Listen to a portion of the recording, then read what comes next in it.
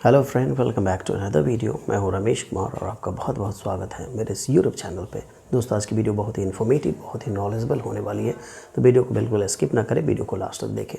दोस्तों, एक और अपडेट लेकर के आया हूँ इंडियन रेलवेज़ की तरफ से, जो कि वेटिंग टिकट को लेकर के एक और अपडेट आया है। आने वाले समय में इंडियन रेलवेज़ क्या करने वाली है, बिल्कुल पूरी तरह से इन वेटिंग टिकट के ऊपर बैन लगाने वाली है, यानी कि अब इंडियन रेलवेज़ वेटिंग टिकट नहीं काटने वाली है।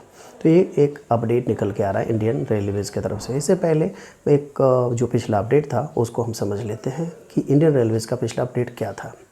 तो इंडियन रेलवेज़ का जो पिछला अपडेट था दोस्तों, उस अपडेट में कहा गया था कि कोई भी पैसेंजर विथ वेटिंग टिकट के साथ ट्रैवल नहीं कर पाएंगे, चाहे वो टिकट काउंटर के हों या फिर वो ऑनलाइन टिकट हो। ऑनलाइन टिकट के बारे में आपको पता ही है कि ऑनलाइन टिकट क्या होता है दोस्तों। ऑटोमेटिकली चार्ट प्रिपरेशन के टाइम अगर वेट लिस्टेड रहती है तो ऑटोमेटिकली कैंसिल हो जाती है, और उसके बाद रखे वेट लिस्टेड काउंटर की टिकट, तो उससे भी ट्रैवल पैसेंजर नहीं कर पाएंगे। फिर उसके बाद एक और अपडेट आया था कि इंडियन रेलवेज़ की तरफ से कि अगर किसी पैसेंजर के पास वेट लिस्टेड काउंटर टिकट होगा तो वो सेकेंड क्लास में ट्रैवल कर पाएंगे, यानी कि जनरल डब्बे में बैठ करके वो ट्रैवल कर पाएंगे, उन्हें किसी भी रिजर्व कोच में बैठने नहीं दिया जाएगा। तो ये सारी चीज़ों को देख करके कितने पैसेंजर के पास नाराज़गी भी थी कि अगर ऐसा है तो इंडियन रेलवेज़ वेटिंग टिकट काटती ही क्यों है।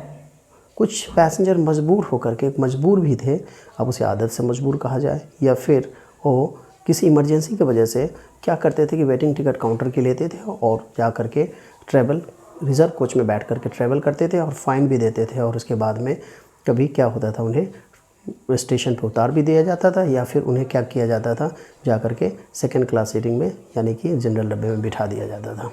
तो ये था पुराना अपडेट इंडियन रेलवेज़ का। अब नए अपडेट को हम समझते हैं कि इंडियन रेलवेज़ का जो नया अपडेट आया है वो क्या है। अब दोस्तों, इंडियन रेलवेज़ का जो नया अपडेट है, तो इंडियन रेलवेज़ क्या करने वाली है कि आने वाले समय में टिकट को काटने के लिए एआई को इंट्रोड्यूस करने वाली है, यानी कि अब जो टिकटें कटेंगी वो एआई के द्वारा कटेंगी।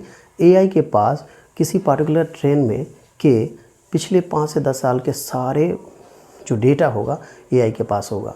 उस तौर पे एआई डिसाइड कर पाएगी कि हमें कितनी टिकटें काटनी है, किसी भी पार्टिकुलर ट्रेन में कितनी वेटिंग कंफर्म हो जाया करती है, उसी तौर पे एआई टिकट जनरेट करेगी। अब चलिए इसको एग्जांपल से समझते हैं। अगर किसी ट्रेन में 200 टिकट अगर कंफर्म हो जाती है तो एआई क्या करेगी, अब करने वाली है कि 200 के बाद 10% एक्स्ट्रा टिकट काटेगी वेटिंग टिकट, जैसे कि 200 में 10% यानी कि 220 टिकट ही काटेगी, 220 टिकट ही जनरेट करेगी।